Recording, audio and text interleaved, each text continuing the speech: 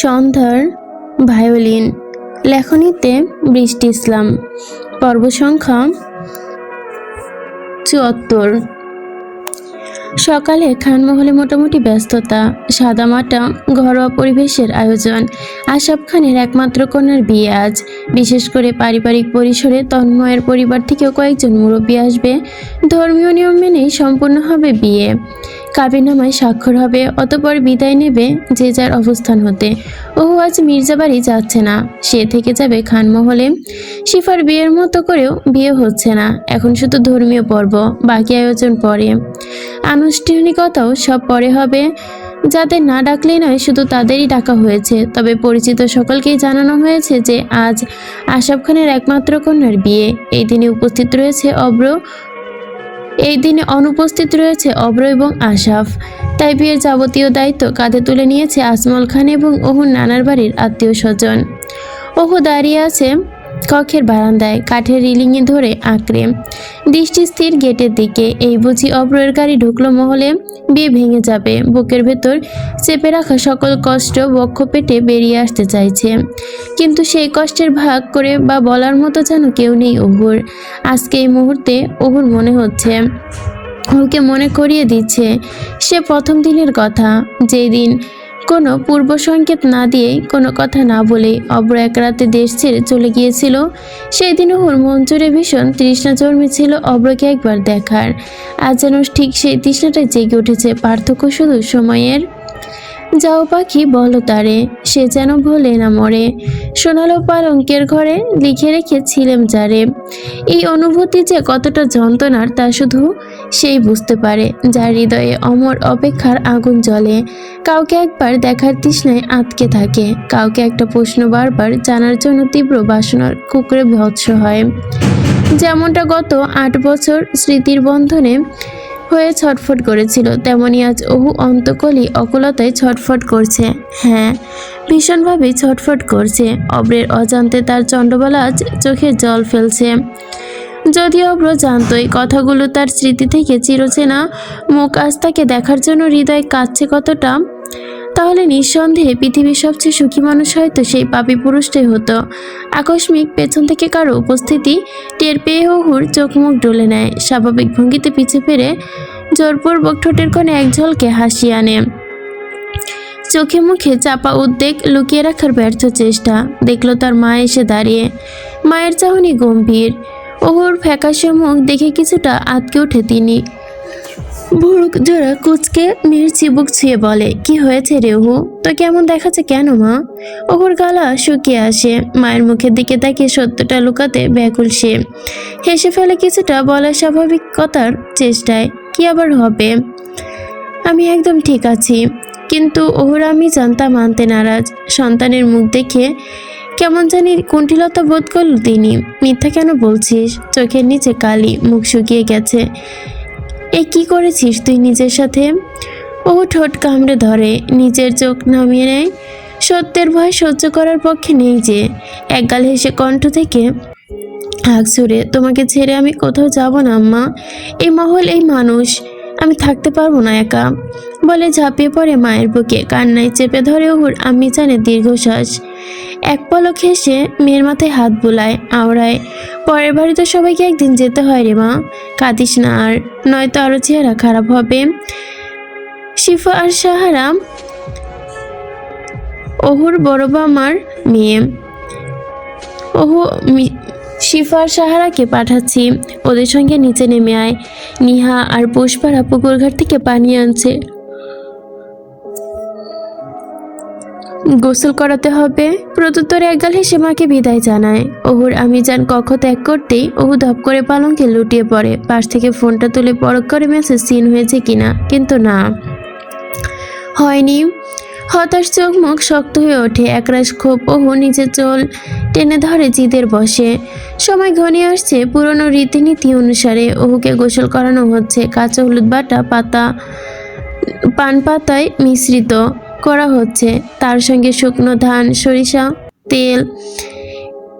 একটু দূরে তো দাঁড়িয়ে রয়েছে আলিনা খান, তার মুখ বিমর্ষ। তিনিও যেন চেয়ে আছে অব্র ফিরে আসুক এখনই, না হলে খান পরিবারে অগ্নিসংযোগ ঘটবে, কে নিভাবে তা?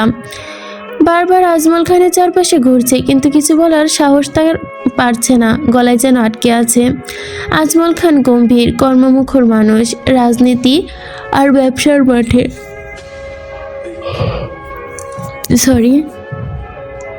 আলিনা খানের উৎকণ্ঠায় মুখয়ব চোখে পড়ল আজমিন খানের সহধর্মিনীর। তিনি এগিয়ে এসে জিজ্ঞেস করলেন, কি হয়েছে ভাবি? আপনাকে খুব চিন্তিত লাগছে, কোনো সমস্যা? আলিনা খান হালকা নিঃশ্বাস নিলে নিজেকে সংযত করে আওড়ালো, না তেমন কিছু না, আসলে অব্রের জন্য একটু দুশ্চিন্তা হচ্ছে। লন্ডনে পৌঁছানোর পর থেকে এখন পর্যন্ত যোগাযোগ করেনিতে। অব্রের ফোন বন্ধ। আপনার ভাই অনেকবার চেষ্টা করেছিল, পারেনি যোগাযোগ করতে। চিন্তা করবেন না ভাবি, অব্র ঠিকই আছে। হঠাৎ করে কোনো এক বার্তা ছাড়াই দেশে ফিরে আসবে। আলিনা খান গভীর এক নিঃশ্বাস ফেলে, জামদানি শাড়ির আঁচল টেনে মুখ মুছে নেয়। দুপুরের প্রখর রোদে উত্তপ্ত চারিপাশ, সবার যেন ঘামে ভেজা। হাঁকছে হলো মৃদু স্বরে, হ্যাঁ আমি জানি, সমস্যা নেই। ভাবি, একটা কাজ করুন, পার্লার থেকে মেয়েরা এসেছে, ওকে তৈরি করাতে একটু সাহায্য করুন। আপনি কি দেখুন না সব ঠিকঠাক কিনা? ঠিক আছে, আমি যাচ্ছি, আপনি এদিকটা দেখুন। বলেই আজমিন খানের সহধর্মিনী তৎক্ষণাৎ স্থান ত্যাগ করে। ওকে অতি সযত্নে মোড়ানো হয়েছে লাল বেনারসির উজ্জ্বল শাড়িতে, মাথার আঁচল টেনে দেওয়া হয়েছে দীর্ঘ। ওহুর গায়ে দুধে আলতার মতো উজ্জ্বল, তার সাথে এই রংটা যেন একদম নববধূকে খুব মানিয়েছে। কপালে সিঁথির মাঝে গাধা সাধারণ একটি স্বর্ণের টিকলি, নাকে নথ, কানে গলায় হাতে সোনার অলংকার, ঠোঁটে লাল লিপস্টিক, এক অনুপন রূপের সাজানো। চোখের মনি ঘেরাও করেছে চোখ দুটো খোলা, টানা টানা কাজলে। কৃত্রিম পাপড়ির প্রয়োজন হয়নি, কারণ ওহুর চোখের পাপড়ি এমনিতেই ঘন। বেনারসির ভার আর অলংকারের ওজনে ওহুর কপালে ঘাম জমেছে বিন্দু বিন্দু। প্রতিটা সেকেন্ড যেন ওহুর বুকে ধুকপুকনি আরো জোরালো করে তুলছে। মনে হচ্ছে এই বুঝি ভেতরের কান্না বুক চিরে বেরিয়ে আসবে। নিজেকে দমিয়ে রাখা এখন কঠিন থেকে কঠিনতর হয়ে উঠবে। ফোনটা কি খোলা হলো? অব্রভাই কি মেসেজটি দেখলো? গভীর চিন্তায় মগ্ন ওহু। দম বন্ধ লাগছে ওহুর। ইশারায় নিহাকে ডাকলো কক্ষের কোণে। বলো আপু, বলে নিহা এগিয়ে এলো। চারপাশে একবার চোখ বুলিয়ে হু ফিসফিস করে আওড়ালো, শিফাপুকে ডেকে আনতো নিচে থেকে জলদি। নিহা এক মুহূর্ত দেরি না করে ছুটে গেল শিফাকে খুঁজে, কিন্তু পারু এসে ওহুর পাশে বসে। ওহুর মুখের ভাব দেখে কিছুটা অবাক হয়ে প্রশ্ন ছুড়ে, কিরে ওহু, হুট করে তোর বিয়েটা ঠিক হয়ে গেল, কিন্তু অব্রভাই কোথায়? এই প্রশ্নে মরিচ বাটার ফোড়নের মতোই ওহুর ভিতরে যেন লাগলো কাটা গায়ে নুনের ছেটার মতো। গলা ধরে এলো, মুখ নিচু করে মৃদু শব্দে, জানি না, আমার এই সব বিষয় কিছু জিজ্ঞেস করিস না। পারু জানতো অব্র ওহুর সম্পর্ক সবটুকু। ওহুর সবচেয়ে কাছের বন্ধু যে সে। অপ্রত্যাশিত বিয়ের সিদ্ধান্ত, অব্রের অনুপস্থিতি পারুকেও ভাবিয়ে তোলে। ঠিক তখনই শিফা এসে হাজির। পরিবারের সবাই বিয়ের প্রস্তুতি পুরোপুরি তৈরি। গোলাপি লেহেঙ্গায় সেজেছে নিহা, শিফা, আশপি, পুষ্প, সাহারা, পুঞ্জ। পরিবারের কর্তারা, অর্ধাঙ্গিনীরা সবার মধ্যে সাজের বিরাজ। মির্জা ভিলার সম্মুখে সার করে দাঁড়িয়ে আছে 5খানা দৃষ্টিনন্দন গাড়ি, প্রত্যেকটি ফুল ফুলে সজ্জিত, রঙিন পুষ্পরচিত পরশে রূপ নিয়েছে। ভিলার চত্বরে এখন ব্যস্ততা। আজ যে বউ আনতে যাবে মির্জা পরিবার কনভয়। তন্ময় নিজের রুম থেকে বর্ষে যে বেরিয়ে, গম্ভীর চেহারা, আস্থার এক মৃদু হাসি রেখা খেলা করছে তার শরীরে। তবে পাঞ্জাবি বা শেরওয়ানি নয়, সাদা শার্ট ইন করে পড়েছে সে, কারুকাজ খর্জিত কালো ব্লেজার, ব্যান্ডের ঘড়ি গায়ে চড়িয়েছে হালকা পারফিউম। ড্রেসিং টেবিলের আয়নায় তাকিয়ে নিজের প্রতিবিম্বী দেখল। ছবির দিকে তাকিয়ে মৃদু হেসে তন্ময়ের মুখে ফুটে উঠল এক হাসি। তুমি একমাত্র নারী যাকে আমার মন ও মস্তিষ্ক উভয় বড্ড ধরেছে। তুমি শুধু নারী নও, তুমি আমার অর্ধাঙ্গিনী। এক হাতে মোবাইল ফোন নিয়ে তাতে ওহুর ছবি স্ক্রিনে রেখে তাকিয়ে বিড়বিড় করছে তন্ময়। এরপর নিজ রুম থেকে বেরিয়ে আসে। বাইরে বের হতেই তন্ময়কে ঘিরে ধরে সবাই। তার ড্যাশিং লুক দেখে সকলে মুগ্ধ হয়ে প্রশংসা ছড়িয়ে পড়ে। এদিকে ওকে নিয়ে আসা হয় খানমহলের নিচতলার অন্দরমহলে। ড্রয়িং রুমের সোফায় বসে নববধূ, মাথায় টানা লম্বা ঘোমটা। সবাই দেখছে ওহুকে, প্রশংসায় মুখরিত চারদিক। ওহুকে বউ সাজে কি অপরূপ লাগছে।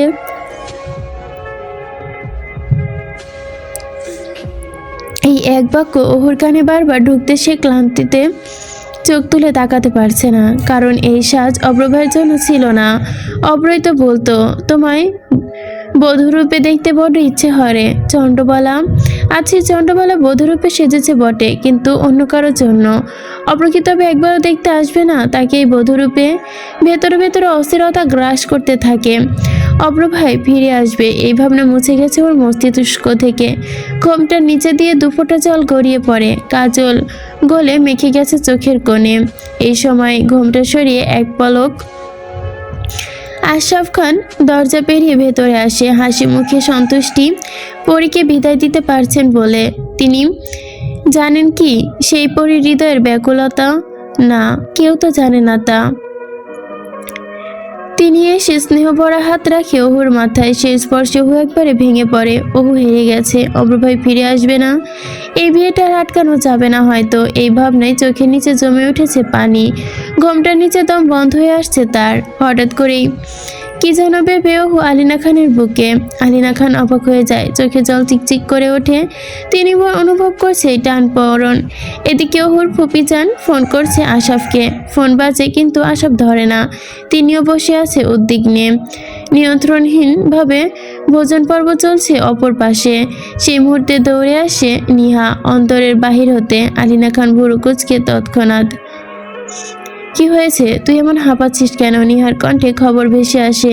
তা শুনে চারদিক স্তব্ধ হয়ে যায়। চাচি, চাচি, অব্রভাই ফিরে এসেছে। অব্রভাই লন্ডন থেকে ফিরে এসেছে। এই কথায় মরিচ ফোড়নের মতোই ওহুর কানে যেন লাগে। সে তৎক্ষণাৎ আলিনা খানের বুক থেকে মাথা তোলে। সকলে চমকে ওঠে তৎক্ষণাৎ। ওহুর বক্ষ শুকিয়ে নেমে আসে খুশির ঢল। বিশ্বাস করতে পারছে না সে নিজের কানে শোনা কথাটা। এরই মাঝে খানমহলে সদর দরজা ঠেলে ভেতরে প্রবেশ করে অব্র। ড্রয়িং রুমের মাঝে এসে উপস্থিত, রক্তিম চক্ষু, একটা চক্ষু মিশিয়ে আছে যেন ঝলসে যাওয়া দৃষ্টিতে। অব্রের উপস্থিতি অন্য কারো চেয়েও কম না, শুধু রক্তিম দৃষ্টি রুদ্ধ করে কাঁপিয়ে ওঠার চন্দ্রবালাকে। ওর বুক কেঁপে ওঠে, চোখে এমনভাবে তাকিয়ে যে সবকিছু ভস্ম করে দিবে এক্ষুনি। ও চোখ নামিয়ে নেয় অব্রের থেকে, ভয়ে সর্বাঙ্গ কেঁপে ওঠে। ঠোঁটের ঠোঁট চেপে দৈবিক আগাম ঝড়ের বার্তা যেন ওহুর মনে তোলপাড় শুরু করেছে ইতিমধ্যে। মানুষের জীবন বড় অদ্ভুত, সেখানে ভালো লাগা খারাপ লাগা সবই আছে। ভালো মন্দ দিয়ে মানুষের সবকিছু বিরাজমান। সবাই এক অদ্ভুত থমথমে ভাব নিয়ে দাঁড়িয়ে। অব্র চোখের চাহনি যে সবকিছু একলহমায় পুড়িয়ে ছাই করে দিতে পারে সব। অহুশুদ্ধ মহলে সবাই হতভম্ব, কেউ খুশিতে, কেউ অব্র এসেছে বলে, কেউ অস্থিরতায়। কিন্তু আলিনা খানের মুখে অন্যরকম এক অস্থিরতা। ওহু মাথা নিচু করে দাঁড়িয়ে রইল। অব্র কয়েক সেকেন্ড দাঁড়িয়ে থাকলো, কারো কোনো কথার জবাব দিল না। শিবে ওপরে গেল, মনে হচ্ছে সে মাথায় এক ভয়ঙ্কর কোনো পরিকল্পনা ঘুরছে। ওহুর ঘুমটা ফাঁক দিয়ে উকি দিয়ে দেখলো, বুক ধকধক করছে। বারবার ভাবছে অব্র ভাই এখন কি করবে। ভয়ে আবারও ঢোক গেল। অব্র সোজা নিজের ঘরে ঢুকলো এবং দরজা বন্ধ করে দিল। আলমারির গোপন লকার খুলে পিস্তল বের করে 1 সেকেন্ডের মধ্যে কোমরে গুজে নিল। নিচে তখন বিয়ের সামান্য প্রস্তুতি চলছিল। হঠাৎ অব্র বেরিয়ে এলো, তার মুখে কোনো ভাবান্তর নেই। সবাই ভাবলো সে হয়তো তৈরি হতে গেছে। কেউ কিছু বলার সাহস পেল না। অব্র কারো দিকে না তাকিয়ে মহলের বাইরে বেরিয়ে গেল। পেছন থেকে ডাকাডাকি হলো, কিন্তু সে ফিরে তাকালো না। আলিনা খান ওহুর হাত ছেড়ে ছুটলেন। কিছুক্ষণে অব্র গাড়ি নিয়ে বেরিয়ে গেল। মহল গুঞ্জন শুরু হলো। আজমল খান ভাবলেন অব্র হয়তো এই বিয়েতে রাগ করেছে, কিন্তু আলিনা খান বুঝলেন কিছু একটা খারাপ হতে চলেছে। তিনি স্পষ্ট জামদানি আঁচল শক্ত করে চেপে চোখের স্পষ্ট আর্তনাদ আতর্কিত তিনি। অব্র গাড়ি চালিয়ে মির্জা ভিলায়। তার লক্ষ্য তন্ময় মির্জা নয়, তন্ময়ের বোন তনয়া মির্জা। অব্র অতি কষ্টে নিজেকে খানমহলে সামলেছে, নইলে সেখানে রক্তের বন্যা বইয়ে যেত। রাস্তা ফাঁকা, মাগরিবের আজান দিচ্ছে। ফ্ল্যাশব্যাক, ডেভিড তখন রিঙ্গে ছিল, তখন ফোনের রিংটং শুনতে পায়নি, পরে দেখেওনি। সেখানে যাবার পর অব্র, এরিক, ডেভিড আর জিসা যখন সুরঙ্গের ঘরে পৌঁছায়, ঠিক তখনই ডেভিডের ফোন আবার বেজে ওঠে, আর সামান্য একটু সূত্রটুকুই যথেষ্ট ছিল। অব্রের উন্মাদের মতো লন্ডন থেকে ইমার্জেন্সি ফ্লাইটে ছুটে এসেছে তার চন্দ্রবালার বিয়ের কথা ঠিক শুনে। এই খবর সে হজম করতে পারেনি। অব্র মির্জা ভিলায় পৌঁছায়, গাড়ি থেকে নেমে হাতে নিল পিস্তল। চোয়াল শক্ত, শার্ট ঘেমে লেপটে গিয়েছে, ভিলা পাই ফাঁকা। সবাই তন্ময়ের সঙ্গে খানমহলে গেছে। অব্র ভেতরে ঢুকলো। সামনে একজন পরিচিকাকে দেখে পিস্তল দেখিয়ে তিনি চিৎকার করে ওঠে। অব্র তার কপালে বন্দুক থেকে ফিসফিস করে বলে, চুপ, আজ করলে তোর লাশ খুঁজে পাওয়া যাবে না। মহিলা ভয়ে কাঁপছে। অব্র তাকে নিয়ে ঘরগুলো তনয়ারাজকে খুঁজছে। তন্ময়ের বোন, সে প্যারালাইসিসের আক্রান্ত। অব্র জানে তন্ময়ের দুর্বলতা, তাকে ধরলেই তন্ময়কে নিয়ন্ত্রণ করা যাবে। অব্র জীবনে কোনো কিছু হারাতে চায় না, একটা ছাড়া, সে তার কাঠবিড়ালির স্মৃতি। আর আজ সেই কাঠবিড়ালিরই বিয়ে। অব্র কিভাবে শান্ত থাকে? তনয়ার ঘরে পৌঁছায় সে হুইল চেয়ারে বসে। অব্রকে দেখে ভয় পেয়ে গেল। অব্র দরজা বন্ধ করে দিল। ঘরে অব্র, তনয়া আর পরিচিকা। তনয়া ঠিকমতো কথা বলতে পারছে না, হাত পা নড়াতে পারছে না। অব্র পরিচিকার কপালে নল ঠেকিয়ে ঠান্ডা স্বরে ফিসফিসিয়ে শুধায়, তোর বাপের কাছে ফোন দেখুনি। মেয়েটা বুঝলো অব্র তন্ময়ের সঙ্গে যোগাযোগ করতে চাচ্ছে। ভয়ে কাঁপাতে ডায়াল করার চেষ্টা করে। ঘামে ভিজে ফোনটা পিস্তলে পড়লো 2 বার। সামনে থেকে সামান্য এই দেরিতে অব্রের রক্ত যেন গরম হয়ে গেল। সে লহমায় ক্ষিপ্ত হয়ে সত্য টেবিলে একটি লাথি মেরে উল্টে দিল। বিকট শব্দে কেঁপে উঠল হিংস্র গর্জন। দেরি না করে দে, দেরি করলে তোদের জীবন তাড়াতাড়ি শেষ হবে। জলদি ফোন দে তোর বাপকে, তোর বাপের বাপ আইছে বল। মেয়েটার কাপা হাতে আবারও ডায়াল করলো। তার সারা শরীর ঘামে ভিজে, হাঁটু গেড়ে বসে আছে ফ্লোরে। তন্ময় মাথায় হাত দিয়ে অব্রের সামনে আত্মহারা, খাঁচা ছাড়া হবার জোগাড়। তার পাশে হুইল চেয়ারে বসা তনয়া। পরিচিকার চোখে ভিজে উঠেছে, কিন্তু অব্র তা দেখলো না। অব্র চোখে মুখে আগুন ফুটছে। পিস্তলের স্লাইডারটা একটা টান দিয়ে কপালে চেপে অল্পক্ষণের মধ্যে ফোন রিসিভ হয়। তন্ময় তখন গাড়িতে। অব্র চুপ করে রইল। মেয়েটা ইশারা করে কথা বলার নির্দেশ দিল। মেয়েটা ভয় কাঁপা বলে, সাহেব আপনি কোথায়? আসেন এখন। প্রশ্ন শুনে তন্ময়ের কপাল কুঁচকায়। এমন আজব প্রশ্ন কেন? সে কণ্ঠ বজায়, রাস্তায় আছি, আর আধ ঘন্টায় পৌঁছে যাব। কি হয়েছে, কোনো সমস্যা নাকি? ঠিক তখনই অব্র ঝাঁপে পড়লো মেয়েটার হাত থেকে। ফোন নিয়ে গর্জে উঠলো, অনেক সমস্যা, গাড়ি ঘোড়া দ্রুত, নইলে খানমহলে তোর গাড়ি পৌঁছানোর আগে তোর বাড়িতে লাশ পৌঁছাবে। অপ্রত্যাশিত এই হুমকিতে স্তব্ধ তন্ময়। মুহূর্তেই তার পেশাদারি সিআইডি ইন্সপেক্টর ক্ষিপ্ত বুদ্ধি কণ্ঠটা চেনা। কয়েক সেকেন্ডের মধ্যে সে বুঝে ওঠে কণ্ঠের মালিককে। স্তব্ধ গলায় ফিসফিসিয়ে সে আটকে উঠল, অব্র। তন্ময়ের জবাবে অব্র ভয়ঙ্কর বিকৃতি হাসি হাসলো। সঙ্গে সঙ্গে জবাব দিল, হ্যাঁ আমি অব্র। তোর বিয়ের শখ জেগেছে? মনে হয় দুনিয়ায় আর কোনো মেয়ে ছিল না? অযথা শকুন হয়ে ফুলের দিকে নজর দিলি কেন? অব্রের গরম লোহার মতোই বাজলো তন্ময়ের কানে। ফোনের ওপাশ থেকে আসা তুই তুকারি সম্বোধন আর চরম ব্যক্তিগত কথা। তন্ময় কিছুটা হতভম্ব হয়ে পড়ে। আমার সঙ্গে এরকম ব্যবহার করছো কেন অব্র? তুমি বাংলাদেশে কবে এলে? আর আমার বাড়িতে এখন কি করছো? অব্র চল শক্ত করে ঠেসে হাত ছুড়ে দিল। সেই প্রশ্ন তো আমারও। তুই খানমহলে কি করতে যাচ্ছিস? বিয়ে করতে? আহা, ওকে বিয়ে করবি? হ্যাঁ করব। এতে তোমার সমস্যা আছে নাকি? সমস্যা না, কোনো সমস্যা নেই, তুই যা করবি কর। তবে তোর কোনো সমস্যা নেই তো তোর আদরের বোনকে মেরে ফেললে?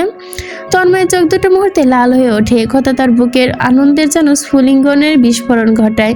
সঙ্গে সঙ্গে সমাধান পাল্টে সেও গর্জে ওঠে, তুই কি বলতে চাচ্ছিস?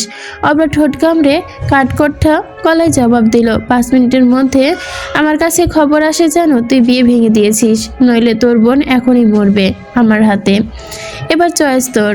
তন্ময়ের মনে হলো এই মুহূর্তে জন্য তার পায়ের নিচের মাটি সরে গেল। গলার জোর এনে সে আওড়ালো, তুই ফাজলামি করছিস আমার সঙ্গে? এটা কিন্তু একদম ভালো হচ্ছে না।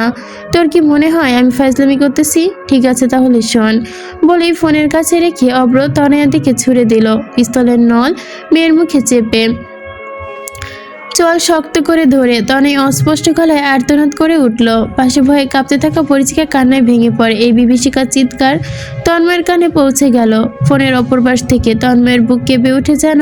অব্র, শুনো শুনো, বলো তুমি কি চাও? তনয়াকে ছেড়ে দাও, ও এমনিতে অসুস্থ। কি চাও তুমি, বলো আমায়। অব্র বিকৃত হেসে পিস্তল সরিয়ে নিল তনয়ার মুখ থেকে।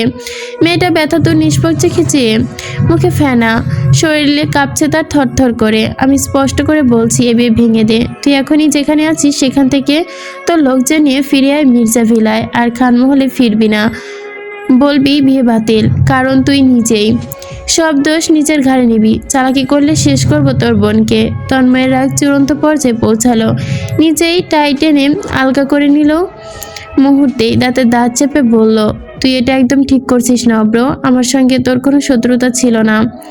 শত্রুতা তো এখনো ছিল না, কিন্তু তুই তৈরি করতে যাচ্ছিস। তবে তোর গাড়ি খানমহলে পৌঁছালে সেটা তৈরি হবে ভালো মতো। ফিরে আসবি নাকি জানাজা পড়বি তোর বোনের? আবারও ওর দিকে নজর দিয়েছিস তুই। তোকে আর আমার শত্রুর লিস্টে রাখবো না, আমার অনেক ওপরে রেখে গেছি তোকে। এবার তন্ময়ের মনে সব কিছু পরিষ্কার হয়ে গেল। প্রায় দাঁতে দাঁত চেপে সব কথাই বলল। ও কাহিনী তাহলে এইটা? তোর জন্য আমার সম্মান আজ মাটিতে মিশে যেতে বসেছে। এই জন্য তোর চরম মূল্য দিতে হবে অব্র। আমি তোর বংশ নির্বংশ করে দিব, তাতে আমার কিছু যায় আসে না। বলে অব্র থামল। পর মুহূর্তে যোগ করলো, তোর যা ইচ্ছা করার কর। আপাতত আমার কাছে একটা ফোনে যথেষ্ট, নয়তো তোর বোনের জানাজা পড়ার জন্য প্রস্তুত থাক। বেশি চালাকি করিস না। তোর বাপের বাপ আমি। আমার আসল পরিচয় দেখাবো তোকে অতি শীঘ্রই। তাড়াতাড়ি কর, তোর হাতে সময় নেই। টাটা বলে ফোন কেটে দিল অব্র। তন্ময়ের জবাইকার অপেক্ষা না করে মির্জা ভিলায় ফিরে চলো বলে উঠল তন্ময়। অতপর আজমল খানকে ফোন করলো। সন্ধ্যা থেকে রাত হচ্ছে। খান পরিবারে বিয়ের সানে বাজাচ্ছিল। সবাই বরের অপেক্ষায় ছিল, কিন্তু হঠাৎ সব যেন রুড়ো হয়। বিয়ে ভেঙে গেছে, বর ফিরে গেছে। খান পরিবারের সম্মান মাটিতে মিশে গেছে। আজমল খানের মাথা নত। অতিথিরা চলে গেছে। কেউ কেউ ফিসফিস করে বলছে মেয়ে অপয়া, কিন্তু ওহুর তাতে দুঃখ নেই। ঘরে বসে সে পা দোলাচ্ছে, হাসি মুখে। বিয়ে ভেঙেছে বলে খুশি।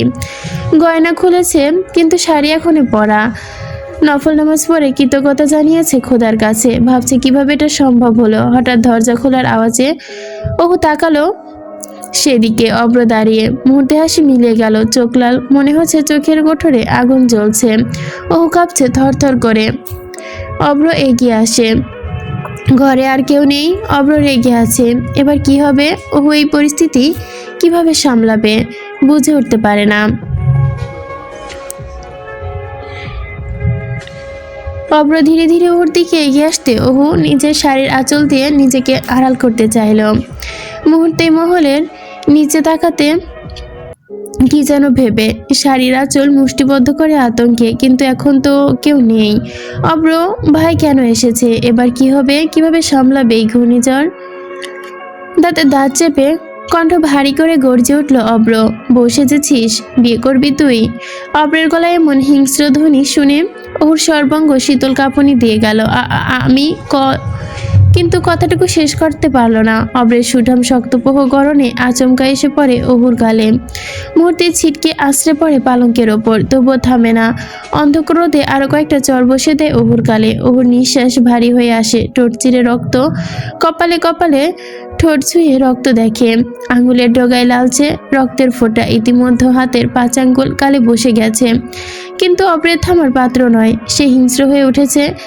ওহুর চুলের মুঠি ধরে চিবুক শক্ত করে তোলে, আওড়ায় অভয়ে। তুই বিয়ে করবি? হ্যাঁ বেঈমানের বাচ্চা, আমার অনুপস্থিতিতে বিয়ে করবি? ঘটনাচক্রে পুরোপুরি ভীত ও কিংকর্তবিমূঢ় ওহু। অব্রের চোয়াল চেপে ধরা এখনো যেন শক্ত হয়ে আছে। ওহুর ক্ষমতা নেই ছাড়ানোর তা। আর্তনাদ করতে থাকে অনবরত, কিন্তু অব্র মুহূর্তের জন্য আগলা করে না হাতের বাঁধন। ওহুকে টেনে অব্রের হাত নিচে ছাড়িয়ে নেওয়ার চেষ্টাটুকু করতে অকৃতকার্য সে। ওহু পরক করে। অব্র রক্তিম চোখে আগুন নির্গত হচ্ছে। এদিকে যন্ত্রণার তীব্রতা, অন্যদিকে অপরাধ বোধে জর্জরিত আত্মা। ওহু অব্রের বুক খামচে দেয় তাকে কাবু করতে। অব্রের বলিষ্ঠ বুকের মাংসে ওহুর নখ গভীরভাবে দেবে গেছে। ওহু নখ ঢুকে গেছে অব্রের প্রশমিত বুক দিয়ে। তবু অব্র বিন্দুমাত্র পিছালো না। বিয়ে করার খুব শক্ত, তাই না? ওহু ব্যথায় কুকড়াচ্ছে, কাঁপছে, কাঁদছে অস্পষ্ট স্বরে বর্ণে। আমি তো কল করেছিলাম, মেসেজ পাঠিয়েছিলাম, সিন করেননি, কিন্তু আপনি কোনো উত্তরও দেননি, ফোনও বন্ধ আপনার। এই স্বীকারোক্তি অব্রের চলে শাসন একটু ঢলে দেয় বটে, তবুও চোখে তখনও দাবানলের রেশ। ওহু তখনও আধবসা হয়ে পালঙ্কের কিনারায়, হিংস্র অব্র ক্রোধের বন্দি, চোয়াল ঠেসে দাঁতে দাঁত কটমট করে বনে। অব্র, ফোন বন্ধ ছিল আমার, ঠিক আছে, কিন্তু আমি তো পৃথিবীতে বেঁচে ছিলাম, মৃত ছিলাম না। তোর এত সাহস কিভাবে হয় আমি বেঁচে থাকতে অন্য কারোর সঙ্গে বিয়ের পিড়িতে বসবি? অব্রের কণ্ঠে আগুনে ঝাঁজ মেশানো, চোখে লেলিহান শিখা বিদ্যমান, কিন্তু সংলাপ ওহুর অন্তর্জুড়ে মুহূর্তেই যেন তীব্র ক্ষোভ। এই বেঈমান নামক উপাধি দেওয়া হচ্ছে কেন তাকে? তীব্র অপবাদে ওহু বক্ষ বাজ পড়ে। সে চুপ করে সহ্য করতে চায় না আর এসব। ওহু গর্জে ওঠে, প্রতিরোধের দেওয়াল তুলে অব্রের কঠোর বাদনের বিরুদ্ধে। কেন তাকে এই অপবাদ দেওয়া হচ্ছে? আপনি কেন আমায় বেঈমান বলছেন? আমি কি করেছি? দোষ তো আপনারই রয়েছে, আপনি তা স্বীকার না করে পাল্টা আমাকে দোষ দিচ্ছেন। এ কথায় বিক্ষুব্ধ হলো যেন অব্র। আমি যদি মরেই যাই আজ, তাহলে তুই কোনোদিনও অন্য কাউকে বিয়ে করতে পারবি না, কারো যেন বউ সাজতে পারবি না। আর আজ যখন আমি জীবিত, তখন তুই অন্য কারো বউ সাজতে গেলি কোন সাহসে? বলে অব্র রাগে আবার যেন ফুঁসে উঠল। আমি যদি আজ 1 ঘন্টা দেরি করে আসতাম, কি হতো জানিস? আমি নিজের হাতে তখন তোকে খুন করতাম। একটু হাত কাঁপতো না আমার, সত্যি বলছি। এই একটা বেঈমানকে মারতে আমার একটু কষ্ট হতো না। অব্র দাঁত চেপে কথাগুলো বলছে, কণ্ঠ কেঁপে উঠেছে, চোখে জল ভরা, তার লাল হয়ে উঠেছে সংলাপ বনে। আমি কি মানুষ না? আমারও কি কষ্ট হয় না? তুই ভাবে পারলি এসব করতে? কিভাবে পারলি অন্যের জন্য তুই বউ হতে? এই বলে অব্র সর্বশক্তি দিয়ে মুখে জল চেপে ধরে ওহুর।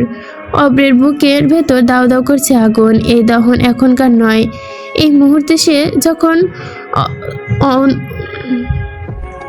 এই দহন এখনকার নয়, সেই মুহূর্তর থেকে যখন অব্র মহলের দরজা পেরিয়ে ওকে বউ সেজে দেখেছিল। সেই সময় এক মুহূর্তের জন্য যেন নিজের অস্তিত্ব হারিয়ে ফেলেছিল।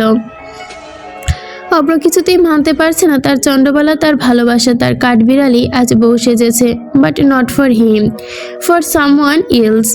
কিন্তু তার জন্য নয়, অন্য কারোর জন্যে। হঠাৎ অব্রের দৃষ্টি পড়ে ওহুর শরীরে মুড়ে থাকা লাল বেনারসির ওপর। মুহূর্তে মুখের রং হিংস্র থেকে হিংস্র হয়। ওহো, তুই এখনো শাড়ি পরে আছিস? খুলতে ইচ্ছে করেনি বুঝি? খুব শখ মনে হয় বিয়ে সাজে থাকতে? আফসোস হচ্ছে বুঝি বিয়ে ভাঙে যাওয়া? ইস, ঠোঁট বাকি অন্যরকম ব্যঙ্গসুর পুনরায় যোগ করে। ঠিক আছে, আমি তোর শখ পূরণ করে দিচ্ছি, শেষটুকু। অব্র কণ্ঠস্বর ভারী করে বলে। তবে ওহু নিস্তেজ হয়ে পড়ে আছে পালঙ্কে। অব্র তার চোয়াল ছেড়ে দিয়েছে, কিন্তু ব্যথা মেয়েটা ভেঙে পড়েছে। মুখের কোণে দাগ স্পষ্ট, রক্ত জমে গেছে। সে জ্বালায় চোখের জল যেন গড়িয়ে পড়তে পারছে না। ওহুর চোখ পড়ে যায় অব্রের দিকে। অব্র তরিতে নিচে শার্টের বোতাম খুলে। মুহূর্তে এক দানবের স্রোত বয়ে যায় ওহুর মস্তিষ্কে। কিছুক্ষণ আগে অব্রের সেসব কথা, তার অর্থ স্পষ্ট বুঝতে ধাক্কা দেয় অন্তরায়। ভীত স্বরে পালঙ্ক কোণে সরে কাপাকে, কি করছেন আপনি? এটা কিন্তু একদম ঠিক হচ্ছে না, সরে যান, বেরিয়ে যান রুম থেকে। কিন্তু অব্র কিছু না বলে নিজের চোয়াল শক্ত করে ধরে রাখে। প্রথম খোলা শার্ট ফ্লোরে ফেলে দেয়। উদাম শরীরে তার পালোয়ান দেহ। ধীর পায়ে অব্র রক্তিম চোখে এগিয়ে আসে ওহুর দিকে, গলায় বিদ্বেষ মোড়ানো। তোর তো বিয়ের খুব শখ, তাই না? কথাটা শুনে হাউমাউ করে কেঁদে ফেলে ওহু। ভয়ে কণ্ঠস্বর জড়সড় হয়ে জমে যায়। আপনি আমায় ভুল বুঝছেন অব্র ভাই, এমন কিছুই না। কিন্তু অব্র যেন থামে না, প্যান্টের বেল্ট খুলে ফেলে দেয় কোমর থেকে। ভয়ে যেন আরো ছিটিয়ে যায় ওহু। উন্মাদের উপর হিসিয়ে জ্ঞান হারিয়ে ফেলেছে অব্র। ঠিক তখনই ভুলের মাঝে সূক্ষ্ম রেখায় এখন স্পষ্ট চোখের কোণে এই দৃশ্য ওহু হৃদয়ের ভেতরে ঝড় তুলে। অসন্দেহ অনুভূতি দাবহল বুকের ভেতর কেমন যেন তোলপাড় সৃষ্টি করেছে। সবকিছু ছন্ন বিছন্ন করে দিচ্ছে মুহূর্তে। সংযোগ হারানো মনুষ্যত্ব বাহিরে বেরিয়ে আসছে হিংস্র ভয়ার্থভাবে। ওহু আতঙ্কে জড়সড় হয়ে নিজেকে গুটিয়ে নিল। অব্র ওহুর হাত শক্ত করে ধরে ছটফট করতে থাকা ভয়ে সেটে যায়। টানা পরনে পালঙ্কের চাদর খসে পড়ে মেঝেতে। হঠাৎ ওহুর চিৎকার করে ওঠে, আপনি যদি আমায় ছোঁয়ার চেষ্টা করেন তাহলে মনে রাখবেন আমাকে আর জীবনে দেখতে পাবে না। কসম, আমি কসম আমি গলায় ফাঁসি দিব। ব্যাস এই কথাটুকুই। অব্রয় যেন স্তব্ধ হয়ে যায়, নিঃশব্দে থেমে যায় অগ্রসর। নিশ্চুপে পালঙ্কে শুয়ে থাকা, মুখ থেকে সরে যায় মুখটি। মুহূর্তটুকু সুযোগ নিয়ে তড়াক করে উঠে দাঁড়ায়, শাড়ি ঠিক করে দ্রুত পায়ে রুম থেকে বেরিয়ে যায়। অব্রহুকে থামানোর চেষ্টাও করে না, নিঃশব্দে খালি গায়ে শুয়ে থাকে পালঙ্কের ওপর। মধ্যরাত পেরোচ্ছে, নিশিরাতে নিস্তবতায় আচ্ছন্ন খানমহল পূর্ণিমার থালার মতোই চাঁদখান আকাশের মাঝখানে ঝুলে রেখেছে। আজকের দিন খানমহলের বংশের ইতিহাসে এক গভীর ক্ষতের মতো। এই দাগ যেন সারা জীবন রয়ে যাবে জন্মদাগের মতো। কেউ ক্লান্ত হয়ে ঘুমিয়ে পড়েছে, কেউ বা এখনো জেগে আছে রাতভর। এই সময় অন্দরমহলের নিস্তলা নামলেন আলিনা খান। চারপাশে চোখ বুলিয়ে দেখলেন অহুর আম্মি যান এখনো কাঠের সোফায় বসে। এগিয়ে গিয়ে তিনি মৃদকণ্ঠে আওড়ালেন, কি হয়েছে ভাবি? ঘুমাওনি এখনো কেন? ঘুমাতে যান, নিজেকে আর কত কষ্ট দিবেন? অহুর আম্মি যান জোরপূর্বক হাসি টেনে আওড়ালেন, ওইরকম কিছু হয়নি ভাবি, আপনার ভাই এখনো ফেরেনি, ওনার অপেক্ষায় বসে। আলিনা খান পুরো কুঞ্চে বিস্ময়। ছোট ভাই যান এখনো ফেরেনি? জবাব আসে, না ভাবি, ওই সন্ধ্যায় গাড়ি নিয়ে বেরিয়ে হয়েছিল, মন খারাপ করে কোথায় গিয়েছে। একটু থেমে আবার যোগ করে, আপনি ঘুমাননি কেন? আমি অব্রের জন্য খাবার নিতে এসেছি, হঠাৎ মনে পড়লো ও রাতে খায়নি। ও হ্যাঁ, অব্র তো ফিরেছে, কিন্তু খেয়াল করিনি, চিন্তায়। আলিনা খান খাবারের ট্রে হাতে নিয়ে ধীর পায়ে অব্রের রুমে গেল। তার ভেতরে এক জড়তা কাজ করছে, সাথে চাপা ভয়। রুমে ঢুকে আলিনা খানের চোখ অব্র বারান্দায় দাঁড়িয়ে। প্রবেশের শব্দ টের পেয়ে অব্র পিছু ফিরে দাঁড়ায়। আলিনা খানকে দেখে চমকে ওঠে না অব্র, দৃষ্টি তার তাকিয়ে। মাথায় অসংখ্য চিন্তা ঘূর্ণিপাক খাচ্ছে। খাবার খেয়ে নিস। কোনো উত্তর দেয় না অব্র, কণ্ঠ কাঁপে, কিন্তু যেন বের হয় না। মায়ের সামনে এতদিনের এই বিষয় কিছু বলেনি মুখ ফুটে, যার দরুন আজ কোনো উত্তর পাচ্ছে না বা প্রশ্ন করতে পারছে না। আলিনা খান আর কিছু না বলে চুপচাপ রুম থেকে বেরিয়ে গেল। অব্র খাবারের দিকে তাকালো না একবারও। বুকের ভেতর অস্থিরতা জমে রুম থেকে ছাদের দিকে পা বাড়ালো। নির্জন ছাদে উঠে কর্নিশের ধার দিয়ে দাঁড়ালো। পকেট থেকে সিগারেট বের করে আগুন ধরালো। ধোঁয়ায় কুণ্ডলি ঘিরে জ্বলেছে যেন। তন্ময় নামটা তার রক্তে যেন গরম করে তুলেছে। অব্র ইতিমধ্যে আজমল খানকে কয়েকখানি শাস্তিও দিয়েছে, তার সম্মান মাটিতে মিশিয়ে দিয়েছে। সব কিছু শেষ করে দিয়েছে অব্র। সিগারেট শেষ হয়ে যায়, আরেকটা জ্বালিয়ে নেয় অব্র, কিন্তু প্রতিশোধের আগুন তার বুকে যে দাউ দাউ করে জ্বলছে, তাকে পোড়াচ্ছে, সে তো কমে না কেন? অহুর জন্য? নিজেকে প্রশ্ন করে অব্র। সে কি বেশি খারাপ করে ফেলেছে অহুর সঙ্গে? না, একদমই না। অহু কি কিছুই বোঝে না? সে কি এতটাই অবুঝ? অব্র তাকে কতটা ভালোবাসে, তাকে কতটা চায়, তা তো স্পষ্ট, মুখে বলতে হয় না কি সব? কিন্তু অহু কি করে? সত্যি বুঝে না।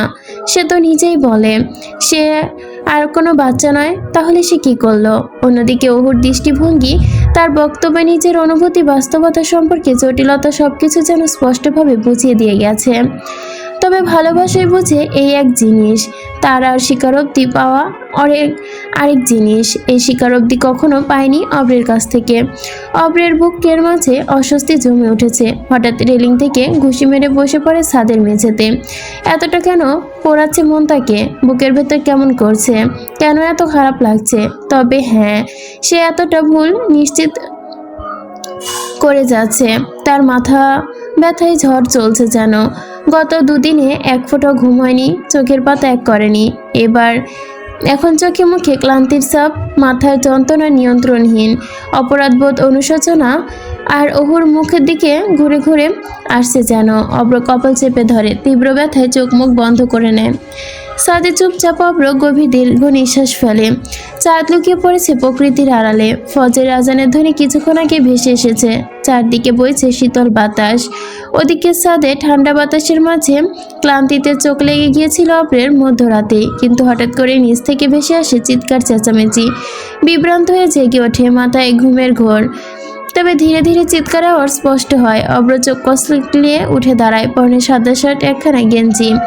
কপাল চেপে ধরে মুহূর্তেই, তারপর পা বাড়ায় নিচের দিকে, জানার জন্য কি হয়েছে। চোখ কসলাতে কসলাতে পৌঁছে নিচতলায়। কিন্তু যখন সামনে গয়, তখনই চিৎকার আর কান্নার শব্দ তীব্র। চারপাশে লোকের ছোটাছুটি। খানমহলে বাইরে এসে দাঁড়িয়ে ভিড় ঠেলে এগিয়ে। সামনে প্রতিছবি নজরে মুহূর্তে যেন চোখের ঘুম, শরীরের শক্তি অচল হয়ে পড়ে। পায়ের নিচ থেকে যেন মাটি সরে যায়। সামনে সাদা কাফনে মোড়ানো এক লাশ, পাশে বসে হাউমাউ করে কাঁদছে অহু পাগলের মতো, কারণ লাশটি আর কারো না, অহুর পিতা আশফাক খানের। এই দৃশ্য ভার সহ্য করতে না পেরে ধপাস করে মাটিতে পড়ে যায় অব্র, অচল হয়ে পড়ে এই বলিষ্ঠ দেহের মানুষটি। ফ্ল্যাশব্যাক। মধ্যনিশি, চারদিকে নিস্তব্ধতা, বাতাসের শব্দ যেন কানে ভেসে আসছে।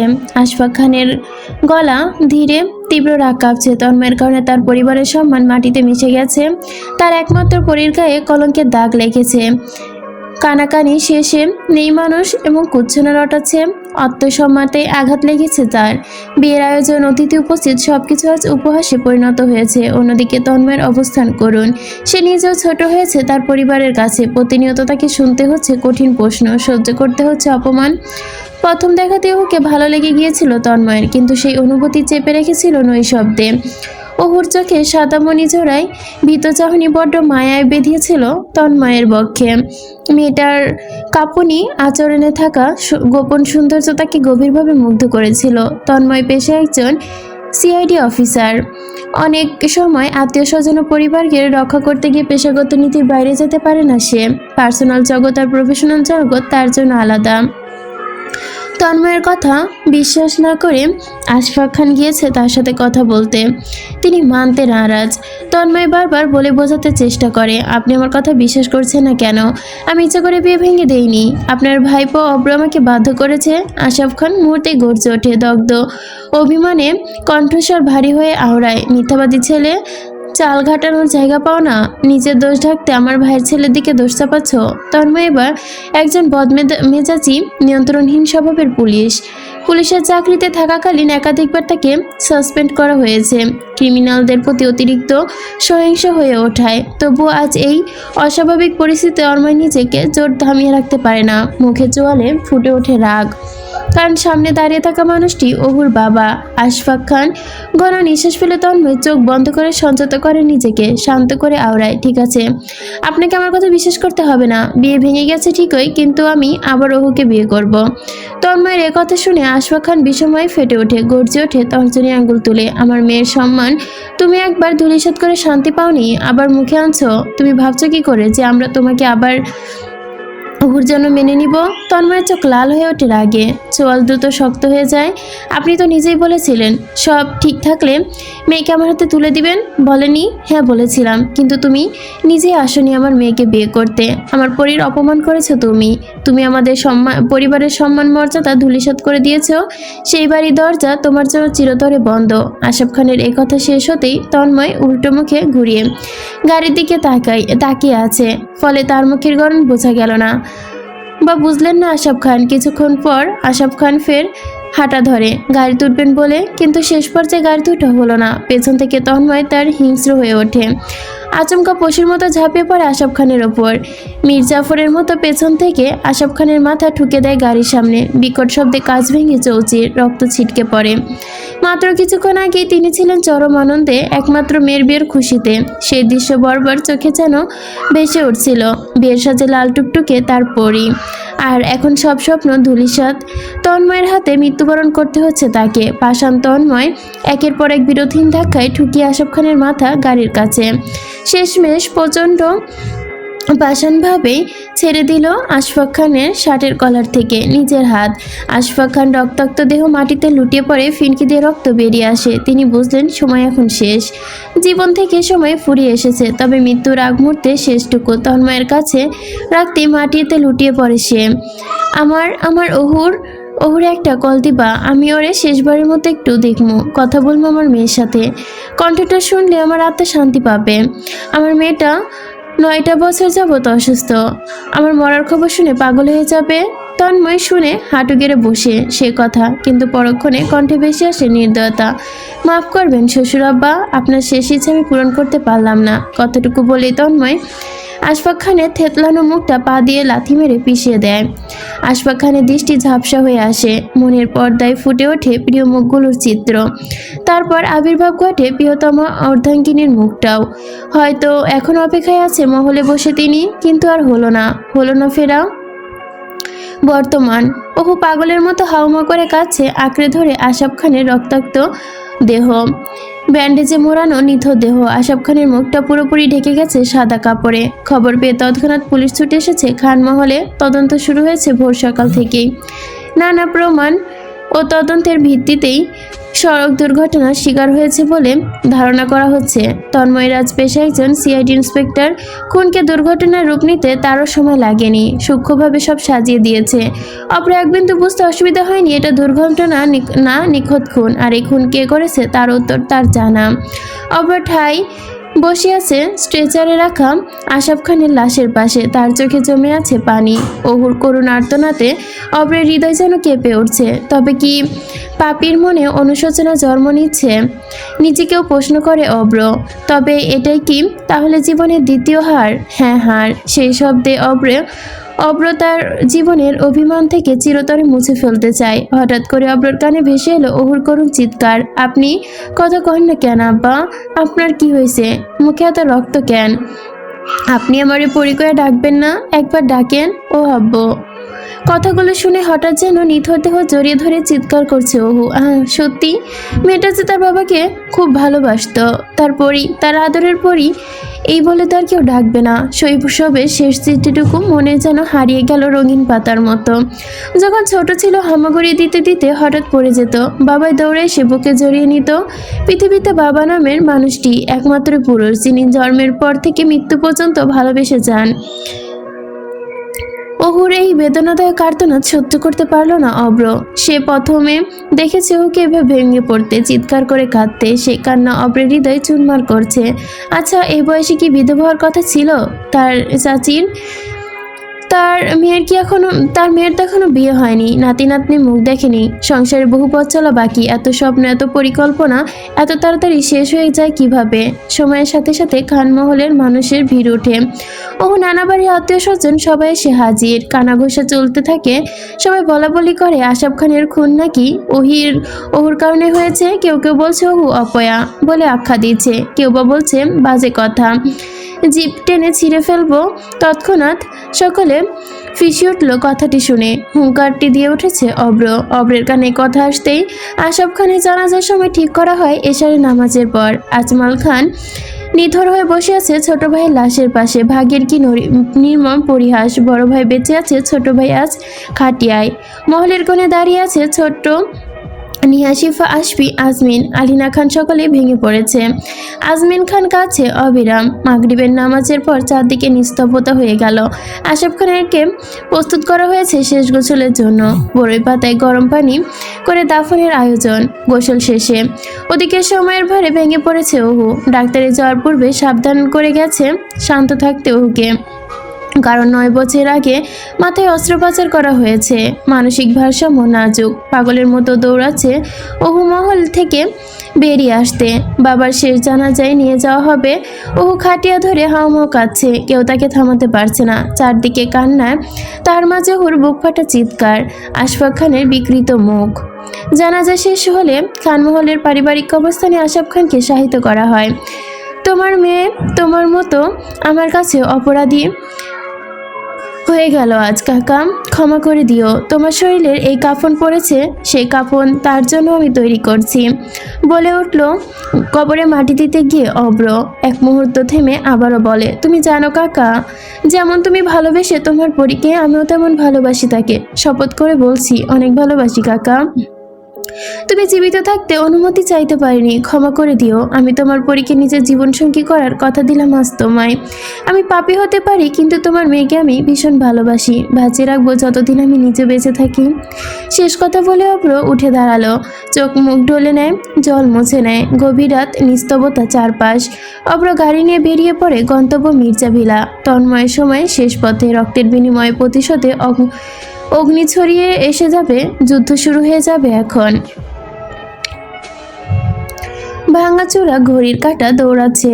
করল সময় ছুঁই ছুঁই। মেঘেরা ধরণীর আকাশে যেন চন্ডবালার অভিমানে মেঘ গুজে বসে রয়েছে। কোথায় এক ফালি চাঁদে নেই। তন্ময় বেরু থেকে ফিরেছে একটু মাত্র আগে। অফিসের ক্লান্তি নিদ্রায় ভর করেছে তার পায়ে। সে পা রাখলো মির্জা ভিলায়, ধীর পদক্ষেপে অন্তরে। ক্লান্ত শরীর নিয়ে তন্ময় ভিলায় পা রাখলো, পরনে সাদা শার্ট ঘামে ভিজে।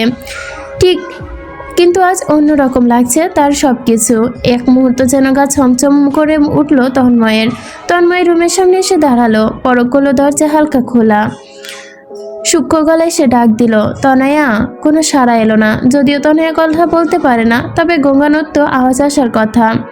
ফ্ল্যাশব্যাকে আলোয় ফেলনা খাটের ওপর আকস্মিক চমকে উঠল তন্ময়। বিছানা তো শূন্য, তনয়া নেই। চোখে মুখে উৎকণ্ঠে ছায়া। তনয়া, তনয়া কোথায় তুই? তনয়া তৎক্ষণাৎ সুইচে হাত রাখলো। রুম ভর্তি আলোয় উচ্ছ্বসিত, চারপাশে চোখ বোলালো, কোথাও তনয়া নেই। হঠাৎই মুহূর্তে পেছনে ফিরে কিছু একটা দেখতে পেল যেন। চোখের পলকে হারিয়ে গেল তার সামনে ফেরাতেই। চোখের খানিক কেমন লাগছে তার। সবকিছু কেমন আলাদা মনে হচ্ছে তার কাছে। কিছুটা অবাক, কিছুটা অবিশ্বাসী। হঠাৎই তন্ময় রক্ষচক্ষু ঝিলিকি দিয়ে উঠল অবিশ্বাসে। সোফার ডান পাশে কেউ বসে আছে, পার উপর পা তুলে মুখটা তুলে দেখে। তন্ময়ের বুকে রক্ত যেন জমে গেল। লোকটিকে চিনতে সময় লাগলো না। লোকটি আর কেউ না, স্বয়ং তার মৃত্যুদূত আবরার খান আব্র। তন্ময়ের চোখ যেন ধা দিয়ে গেল। তার সামনে সোফায় বসে আছে আব্র, চোখ বন্ধ, মুখ ওপরে তোলা শান্ত ভঙ্গিতে। টেবিলের ওপর রাখা শিকল আর চাপাতি। দেহ জুড়ে যেন দগ্ধ হয়ে যাচ্ছে তন্ময়ের। বুঝতে কিছু বাকি নেই। তুই এখানে কি করছিস? আর তোর বিয়ে, আমার বিয়ে ভেঙে দিয়ে আবার আমার বাড়িতে কি করিস তুই? তন্ময় এবার ধীরে চোখ মেলে সোজা তাকায় তন্ময়ের দিকে। অব্রের যেন রক্ত গড়িয়ে পড়ছে চোখের শিরা উপশিরা দিয়ে, দবনলের মতো। তোর আর তোর বোনের জীবন চাইতে এসেছি। ওই না চাইতে আর কি, নিজের হাতে কেড়ে নিয়েছে। যেমন করে তুই কেড়ে নিয়েছিস আমার চন্তার বাবার জীবন। তৎক্ষণাৎ তন্ময়ে 2 কদম পিছিয়ে গেল, গলা শুকিয়ে আসে আতঙ্কে। প্রশ্ন জাগে, অব্র জানলো কিভাবে? আশাফ খানকে অনেক পরিকল্পনা করে খুন করেছে সে। কে বলেছে আমি খুন করেছি? কাল তোকে একটা কথা বলেছিলাম না, তোর বাপের বাপ আমি, তুই কথাটির মর্ম বুঝিসনি। এ কথা বলে অব্র সোফা ছেড়ে উঠে দাঁড়ালো। চোখে মুখে খেলে গেল প্রতিশোধের প্রতিজ্ঞা। তন্ময় পিছু হাঁটে না। চিবুক সামনে গিয়ে কিছু বোঝে ওঠার আগে অব্র তার হাতের শিকল দিয়ে তন্ময়ের বুকে লক্ষ্য করে একটি আঘাত বসিয়ে দেয়।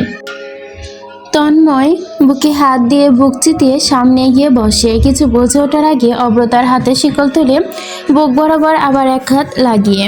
লোহার সেই ঘাত তন্ময় ছিটকে পড়ে, গাল বেয়ে রক্ত পড়তে থাকে। অব্রের হিংস্রতা থামে না, আর উগ্র হয়ে যায়। শিকল হাতে তুলে নেয়, হিংস্র জানোয়ারের মতো ঝাঁপে তন্ময়ের ওপর। তন্ময় ব্যথায় কাতর হয়ে ওঠে। প্রফেশনে চূড়ান্তর সঙ্গে সঙ্গে নিজেকেও যেন দক্ষ করে তুলছে বলিষ্ঠভাবে। এক একটা আঘাত অব্র তন্ময়ের মাঝে শুরু হয় ভয়াল ধস্তাধস্তি। 2 শিকারী কিন্তু ক্ষোভে দ্বন্দ্বে জড়িয়ে পড়ে। কেউ কাকে ছাড় দেওয়ার পাত্র নয়। সংঘর্ষের মাঝে অব্র মুষ্ট যেন তীব্র গতিতে ছুটে যায় তন্ময়ের মুখ বরাবর। তারপর বুকে তন্ময়ের ঠোঁট ফেটে ছিঁড়ে মাংস যেন বেরিয়ে আসতে চায়, বাঘের আর সিংহের লড়াইয়ের মতো যেন। আর এসব হিংস্রতার দূরত্ব থেকে বজে আটকে ওঠে তনয়া। নিষ্পক দুটো চোখ অঢেল, ঠোঁটে ঘঙ্গানি। এদিকে সময়ের সাথে সাথে তন্ময়ের আঘাত প্রাপ্ত শরীর দুর্বল হয়ে পড়ে। অব্রের করা প্রতিটি আঘাত তার ভেতরে দগ্ধ হতে থাকে। অব্র একজন প্রশিক্ষিত রেসলার বটে। তার মস্তিষ্ক খেলা করে মারাত্মক কৌশল। সেই কৌশল ব্যবহার করে সর্বশক্তি খাটিয়ে তন্ময়কে আঘাত করে। এক বিভীষিকাময় শব্দে কেঁপে ওঠে পুরো কক্ষ। 2 হাতে সেটি তুলে নেন। হঠাৎ অব্রের চোখে পড়ে পাশের কাচের ফিসে অ্যাকোয়ারিয়ামে বলের মতো। সেটি তুলে নেয় হাতে, মুহূর্তে আছড়ে মারে তন্ময়ের মাথায়। মুহূর্তের মধ্যে ফেটে রক্ত বেরিয়ে আসে মাথা থেকে। ছটফট করতে লাগে সে। গল গল করে মাথা থেকে রক্ত পড়ছে, রঞ্জিত হচ্ছে দেহ। তন্ময়ের চেপে রাখা 2 হাত ব্যথায় ধাক্কায় আটকে ঘোলাটে দৃষ্টি।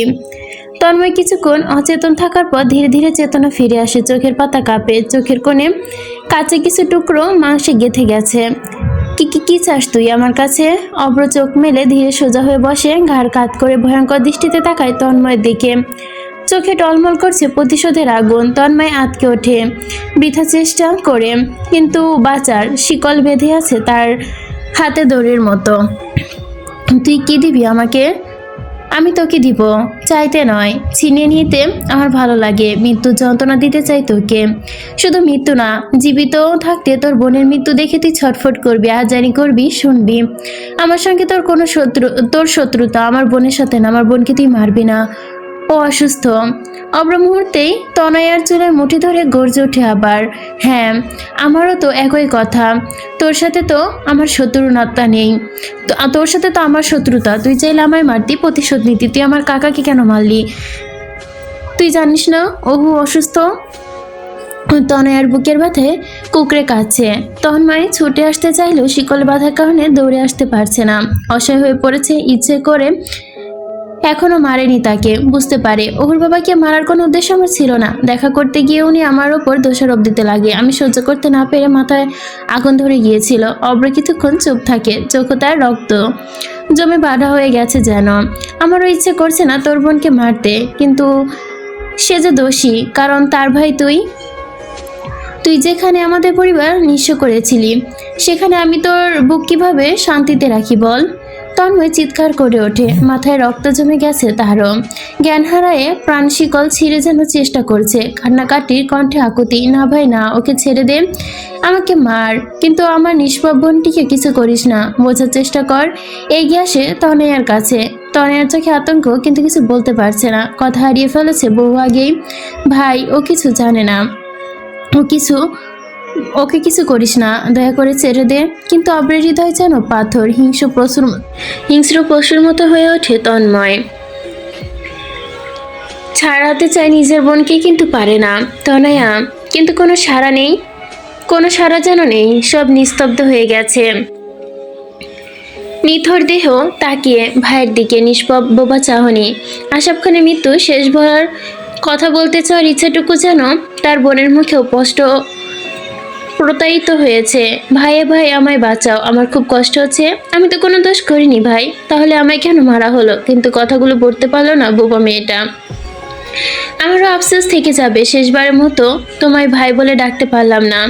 তুমি ভুল করেছো, অপরাধ করেছো, তবু তুমি আমার ভাই। অপরাধী কাঠগড়ায় থাকলেও সম্পর্কের বাঁধনে তুমি আছো আমার ভাই, ক্ষমা করে দিলাম তোমায়।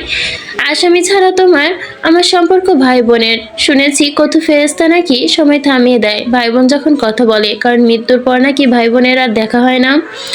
আমি আর কখনো খাবো না তোমার হাতে এক লোকমা ভাত। পাপী হয়েছো, তবুও ক্ষমা করে দিলাম, কারণ তুমি আমার ভাই। আমার পেটের এই ছুরি বের করে দাও, খুব কষ্ট হচ্ছে আমায়। ছোটবেলায় তোমায় একটু কষ্ট হলো ছুটে আসতে। হ্যাঁ, তুমি নিজেও বন্দি, ক্ষমা করো আমায়, আমি পারলাম না তোমার শিকল খুলে দিতে। ভাই, ও ভাই, আমার নিঃশ্বাস বন্ধ হয়ে আসছে, আমার অন্ধকার লাগছে সব। ভাই ভাই, আফসোসে তনয়ের কণ্ঠে হৃদয়ের আর্তনাদ পৌঁছালো না তার ভাই অবধি। ধীরে ধীরে নিথর হয়ে গেল তার শরীর, রক্তে ভেজা চারদিক, আত্মহারা বেরিয়ে যাচ্ছে যেন। শেষ নিঃশ্বাসটুকু টেনে নিল। তন্ময় হাউমাউ করে কাঁদছে, তনয়া বলে চিৎকার করে, বুক ফেটে আর্তনাদ নিথর দেহ থেকে। এইটুকু নিষ্ঠুর নিমজ্জিত যন্ত্রণায় ভাই বোনের সামনে নির্মম হত্যাকাণ্ড চলতে থাকে। কিরে, কেমন লাগলো? এবার বুঝলি তো আপন মানুষের মৃত্যু কাকে বলে? ভয় পাবি না তো? মৃত্যুর চেয়েও ভয়ানক হবে। তবে তার আগে আমার পরিচয়টা জেনে নে। অনেক কষ্ট করেছিস না জানার জন্য, আর একটু কষ্ট না হয় করলি। অব্র ধীরে ধীরে আত্মচিৎ করে। তন্ময় রক্তাক্ত মাথা ফেটে গেছে, শিকলে ক্ষতক্ষত বুক ক্ষত বিক্ষত, আচমকা হিংস্র হয়ে ওঠে। নিজের রক্তমাখা পাঞ্জাবির মাঝ বরাবর টেনে হিসড়ে পিঠ ঘুরিয়ে বলে, দেখতো এখানে কি লেখা? আহত তন্ময় ক্লান্ত চোখে পিটপিট করে তাকায়। মাঝখানে একটা সিগনেচার ট্যাটু, মাঝে বড় অক্ষরে দুটো কিছু লেখা। Tanmoy CID officer. তার চোখের ফাঁকি পড়তে গোপন চিহ্নটা ঝলকি বুঝে নিল সে। হাঁক ছুঁড়ে বলে, ডাবল এ লেখা। অব্র ঝাপসা চোখে তাকিয়ে তন্ময়, হ্যাঁ আমি ডাবলে। লন্ডনের নাম শুনেই মানুষ ভয়ে কাঁপে, প্যান্টের নিচে হিসু করে দেয়। আর তুই? বলে অব্র টেবিল থেকে চাপাতি তুলে নেয়, তারপর নিজের হাতে তালু দুধ থেকে শুরু করে সবকিছু পিস করতে থাকে অব্রর। সবকিছু পিস করতে থাকে তন্ময়ের। এই যে রক্ত পড়ছে, যে এই প্রতিটা রক্তের ফোঁটায় তার অস্তিত্ব মিশে আছে। অবের একটা কথা আছে, শুধু খুন করে ইনভেস্টিগেট করতি। এই খুনগুলো আমি করেছিলাম। তুই কত চেষ্টা করেছিস প্রমাণ করতে, আফসোস তোর ইচ্ছার পূরণ হলো না। ওই বখাটে কুত্তাগুলো জঙ্গলের জানোয়ারের মতো মেরেছি আমি বলে আবারও হিংস্র জানোয়ারের মতো ফ্লোরের বক্সে তন্ময়ের মুখ আশ্রে দিল। মধ্য মাথায় ভস্কটি ছুঁড়ে মারে সে, মুখ থেতলিয়ে গিয়েছে, উল্টো দিকে এগিয়ে গেল সে। বলে অব্র আবার হিংস্র জানোয়ারের মতো তন্ময়ের বুকের ওপর ড্রেসিং টেবিলের আয়না মুহূর্তে বিকট শব্দ করে ফেলে গোঙানি শুরু করলো অব্র। অব্রের ফেলানিতে গোঙানি শুরু করলো তন্ময়। রক্ত ছিটকে যায় অব্রের শরীরে। অব্র তবুও থামে না। কংক্রিটের দেওয়ালের মাঝে তন্ময়ের মাথা ঠেসে ঠেসে বাড়ি দিতে থাকে। রাগে ফুঁসছে সে, উন্মাদ হয়ে গেছে।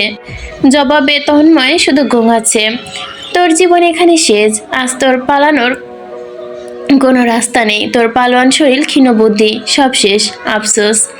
বলে তন্ময়ের গলায় চাপাতি চালিয়ে দেয়। শুধু তন্ময়ের চামড়া কাটে, কারণ জবাই দিলে তন্ময় এখনই মরে যাবে। অব্র অন্য কিছু চায়। মুহূর্তে তন্ময়ের গলায় রক্তের গড়গানি শুরু হয়ে যায়। তন্ময় হয়তো কিছুক্ষণ পরেই মারা যাবে। অব্র চায় এই মৃত্যুর যন্ত্রণায় নাক টেনে বেরিয়ে আসুক। অব্র খালি গায়ে হেঁটে কিচেনে যায়। সেখানে সিলিন্ডার গ্যাসের বোতলের পাইপ ছুঁড়ে মারে, কেটে ক্লিক করে রেগুলার ঘুরিয়ে দেয়।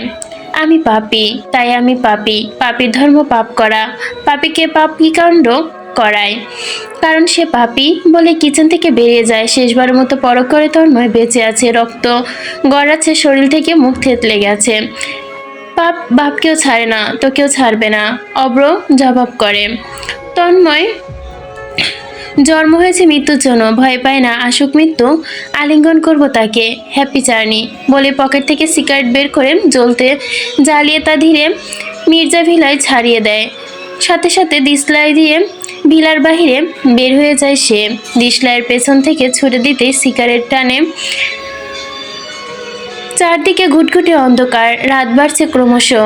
অব্র পালোয়ানদেহী বস্ত্রহীন শরীর নিয়ে উন্মাদের মতো বেরিয়ে আসে সেখান থেকে। বিকট আওয়াজে চারপাশ ভৎস হয়ে যায়। সিলিন্ডার গ্যাসের বোতল বিস্ফোরণ হয়, সাথে তন্ময়রাজ মির্জার অস্তিত্ব। প্রতিশোধ নিয়েছে অব্র। গাড়ির কাছে এসে সিগারেটটা ফেলে দিল। পানির বোতল নিয়ে মুখ ধুয়ে নিল, রুমাল দিয়ে যথাসম্ভব শরীরটার রক্ত মুছে নিল। তারপর লক্ষ্য হচ্ছে হাসপাতাল। অহুর কাছে যাওয়া।